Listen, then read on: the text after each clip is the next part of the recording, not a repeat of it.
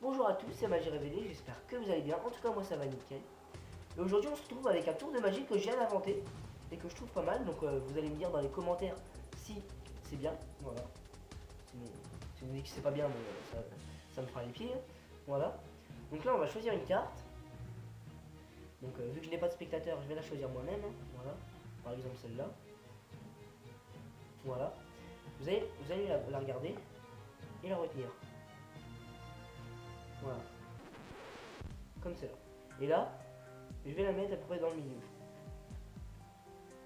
Voilà. Et là, pas besoin de mettre dans les commentaires, oui, mais il l'a vu, parce que le magicien il peut le voir, ça n'a aucune importance. D'accord. Voilà. Donc on va poser bien le tas bien au milieu.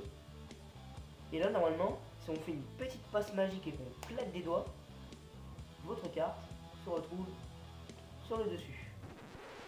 Ce n'est pas votre carte? Ah oui, excusez-moi, j'ai fait la mauvaise formule magique. Il suffit de claquer des doigts plein de fois comme ça. Et là, normalement, si on étale le jeu, une carte est retournée. Et je crois que c'est la vôtre. Plutôt réussi, non? Allez, explication après l'intro.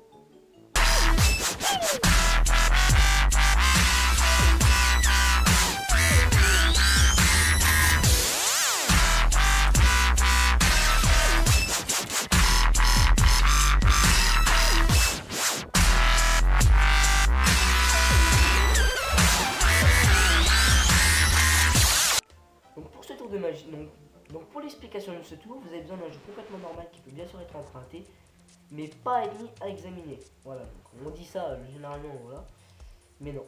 Alors là, on va faire ce qu'il faut faire avant d'entrer sur scène. Donc avant d'entrer sur scène, vous devrez prendre le paquet comme cela et retourner deux cartes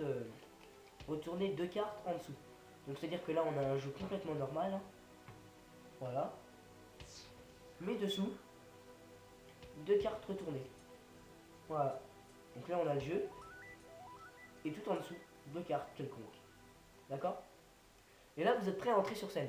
Donc là vous mettez votre tas de cartes comme ça. Et là vous allez dire que vous avez un jeu normal. Donc vous allez éventailler les cartes.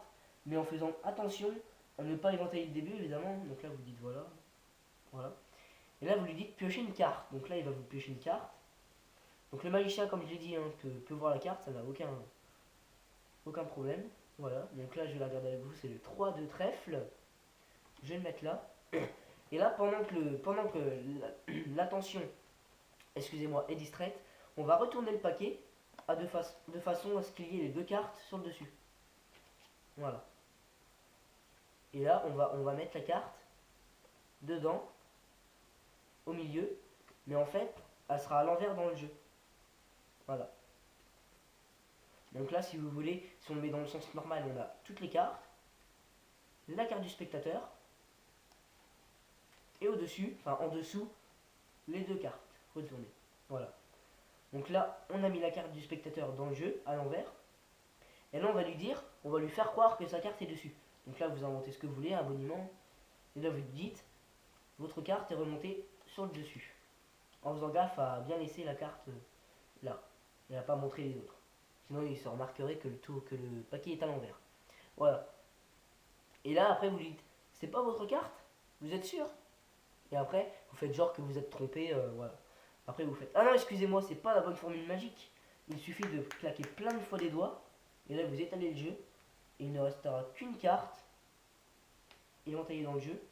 Et là, à mon avis, il oubliera que cette carte est retournée, donc faut pas la faire voir. Voilà. Et là, il verra une carte retournée dans le jeu. Et ce sera le 3 de trèfle. Leur carte. Et généralement, ils sont assez conquis de ce tour, hein, ils sont assez impressionnés. En espérant que ce petit tour vous aura plu, je vous souhaite une bonne soirée, une bonne après-midi. Et à la prochaine vidéo. Allez, au revoir.